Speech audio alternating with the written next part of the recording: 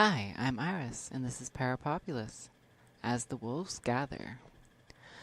So today's little podcast is about the conference into lycanthropy that happened at the University of Hertfordshire in the UK on September 3rd.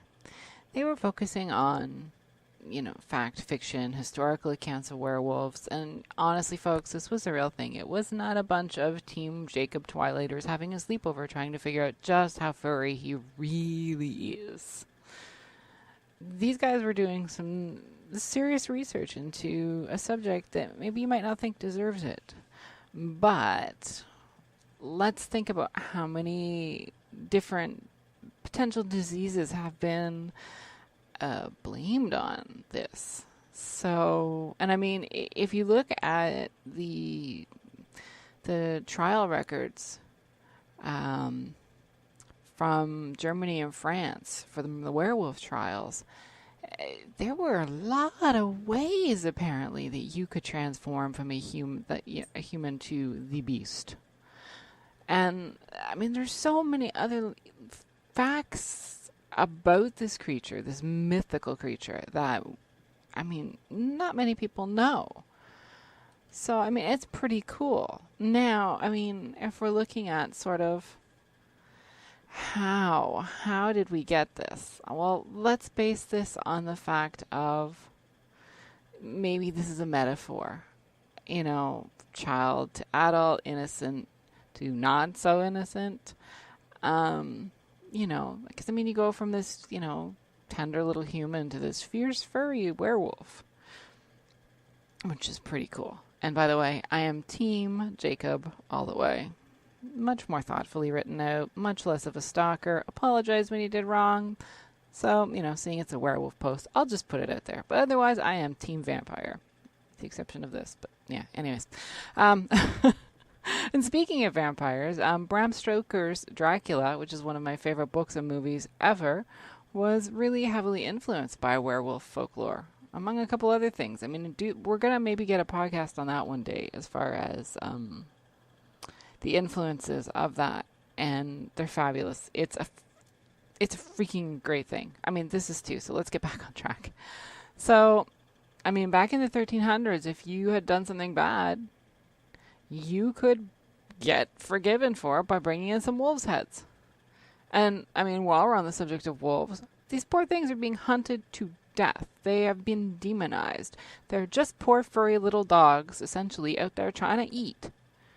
I mean, it's not their fault they ate a sheep or your cat or a dog or something else. They're just trying to get by, that's all. So, and I mean, it's funny, when you think of it, werewolves are always thought of as being male. But cats, cute little furry little purry little cats, those are the females. But a werewolf is fierce and strong and gotta be a dude. Seriously? I'm just saying. I don't know.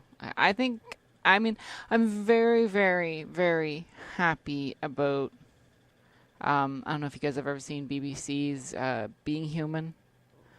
I'm very happy that they did female werewolf. And they didn't try to water her down, and they did this really awesome version. Anyways, back to how we got here. They met for 4 days, or so, They went out and they actually, it's kind of twisted, but they actually had a picnic beside the remains, they're buried, obviously, in the churchyard of, quote-unquote, Peter the Wild Boy, who, this is 18th century. People found him living naked and alone in a German forest in 1725, and the next year he was brought to London by George I, where he became a human pet at Kensington Palace. He ate with his hands, he didn't like wearing clothes, and he could not be taught to speak. Frankly, that sounds like me on a Monday without coffee, but we're not going to go there. So the initial assumption now, people are looking back, was autism. But back then, I mean, they had this thing, he lived in the forest, he was raised by wolves, or maybe bears, but wolves seemed to be the popular vote. And, now it looks like maybe maybe Peter had what's called Pitt-Hopkins syndrome. It actually fits a lot of the descriptions that you see in this portrait that were painted of him and descriptions of his behavior. But it brought up a lot of questions as far as like what distinguishes us, what makes us not an animal. So if this is a human and they don't speak, do they have a soul? Apparently, he caused quite a stir, quite a lot of philosophical discussions back in the day. So anyways, these lovely conferencers they had their little picnic out in the churchyard, which I think is quite fun. And they got to walk with real wolves, which I think is fabulous. I think we need to learn to respect nature. We need to learn to respect each other. I mean, if we can't respect ourselves and we can't respect each other, how the hell are we supposed to respect the earth and the other little creatures and trees and plants and the whole biosphere and shit like that? It can't happen. So guys, smarten up. Wolves are not demons. Demons are demons. That's a whole other thing. We'll get into that one day too. But so basically this conference went into little known facts. They want to discuss the werewolf. They wanted to discuss it in its cultural meanings and its, the ways that it's been shown as its manifestations of it. And, right from Three Little Pigs or Little Red Riding Hood. I mean, right up into, Twilight and, all these other things that we see them in now. So quite an intriguing conference, I would have thought, actually. I would think that would be interesting. And I mean, as another furry person, I hope they looked into landscaping so we can pass this across to my Bigfoot cousins. But on a serious note,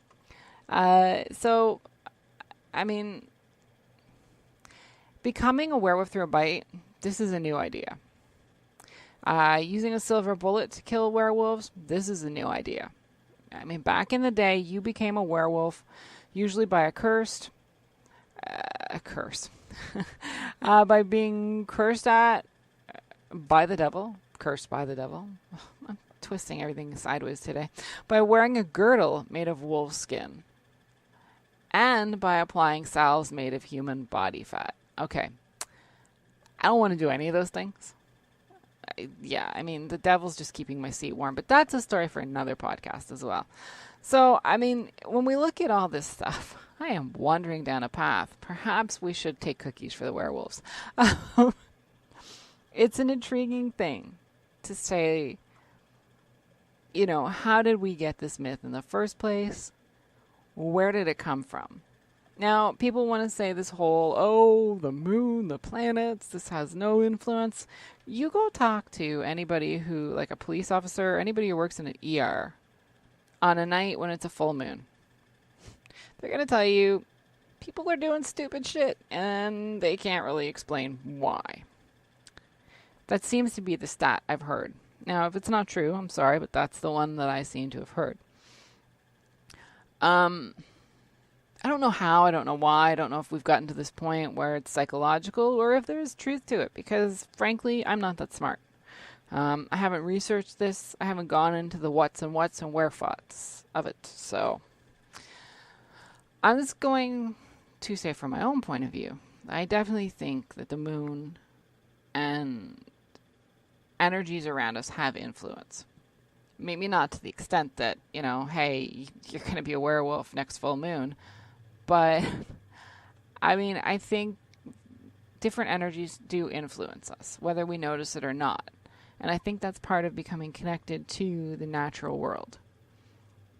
And I think that's what made our ancestors perhaps maybe better off than us. Okay, yes, full eclipses and comets and things like that scared the living bejeebus out of them because they didn't know. But they were very in tune with seasons and the land, and, we've lost so much of that. And, there was a certain respect of nature, and, this creature served a purpose. So it makes you wonder exactly when the whole werewolf I mean, we have a rough idea of when the werewolves sort of became, these demons, basically, that, people didn't like them. And it probably started when we started farming in the Middle Ages and when wolves started coming in to prey on the livestock because we basically started encroaching into their land, essentially. And I mean, let's face it, it's a penned up thing and it looks tasty. I mean, it's like a pizza in a box waiting for you. Seriously, that's just how a wolf sees a sheep.